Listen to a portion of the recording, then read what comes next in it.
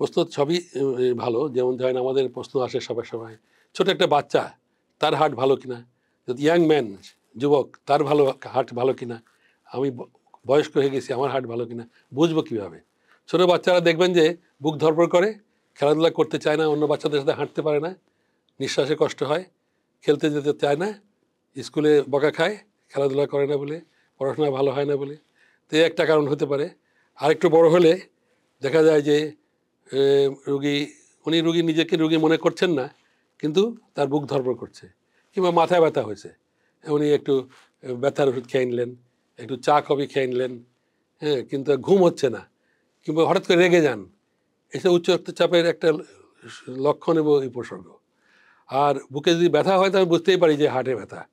বুকের মধ্যে অনেক ব্যাপার আছে, যেমন ধরেন বুকের মধ্যে শুধু হার্ট তো থাকে না, লাংস থাকে, খাদ্যনালী থাকে, কিছুটা পাকস্থলী উপরে উঠে যায়, হ্যাঁ, অন্যান্য হাড্ডি থাকে। তো ওই সব জায়গায় যদি অসুখ হয় তাহলেও কিন্তু বুকে ব্যথা হতে পারে। এভাবে আমাদের চিকিৎসকের পরামর্শ নিতে হয়। এবং চিকিৎসক আজকাল তো আমরা থানা হেলথ সেন্টারে গেলেও চিকিৎসক তার জ্ঞান অভিজ্ঞতা দিয়ে আমাদের ডায়াগনোস করে দেন যে এটা উচ্চ রক্তচাপ, না হার্ট অ্যাটাক, নাকি হার্ট ফেলিওর। তা তাদের সাহায্য নিতে হয়, নেওয়া উচিত। এবং আর হয় নিঃশ্বাসে কষ্ট হয়, এত নিঃশ্বাসে কষ্ট যায় শুতে পারছেন না, পায়ে পানি আসছে, অনেক মনে করেন যে পায়ে পানি আসছে এমন কি আসে যায়, কিন্তু দেখা গেল যে এটা হার্টের জন্য পায়ে পানি আসছে, এবং শুতে পারছেন না, মনে করছেন যে লাংসের অসুখ।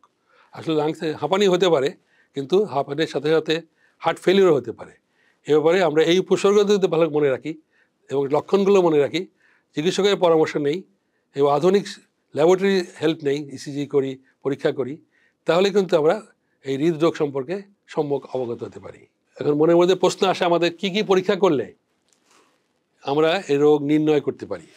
প্রশ্ন আসে যে এত দামি দামি চিকিৎসা পরীক্ষা কেন করবো? আসলে যেমন ধরুন একটা ইসিজি, এটা আজকাল খুব কম টাকায় হয়, সরকারি হাসপাতালে 60 থেকে 70 টাকায় হয়। এবং আরও অনেকে ফিলান্থ্রপিস অর্গানাইজেশন আছে, অনেক দাতব্য চিকিৎসা, সেখানে আপনার বিনা পয়সাও ইসিজি করে।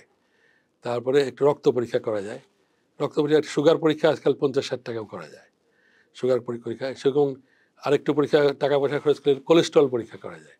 তাহলে দেখা যাচ্ছে ব্লাড প্রেশার দেখা যায়, সুগার দেখা যায় সহজেই, কোলেস্ট্রলও দেখা যায়, একটা ইসিজিও করা যায়।